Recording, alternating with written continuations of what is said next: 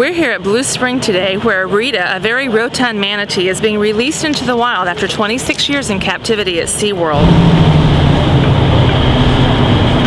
At more than 12 feet long and 3,030 pounds, she's the largest manatee they've ever had at the park.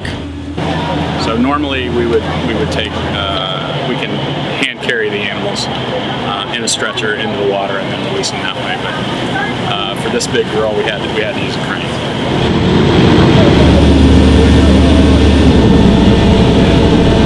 She was actually with us a little bit longer as per the U.S. Fish and Wildlife Service. There was a moratorium, a quarantine basically, on animals that have been exposed to papillomavirus, which was of concern until just recently. Studies were done that found that this really isn't of any real health risk.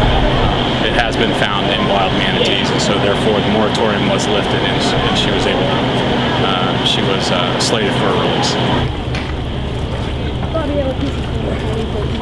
We do have some concerns about Rita, in particular, and some of our other animals that, they've been with us a long time, and we're a little concerned about, things such as, although there was very minimal human interaction, there's potential now that she's out in the wild and exposed to the general public. We don't know how she's going to react to that. Obviously, the dangers of, watercraft and things like that, everything you hear about, fishing line entanglement, all those kind of things are concerns. And so we've been doing our best to, and as well, we have acclimated her to wild food, or foods that, vegetation that she will now find in the wild, and so hoping to make that transition also a little bit easier for her. SeaWorld also is releasing Amber, a manatee who was abandoned as a twin here at Blue Spring in 2001.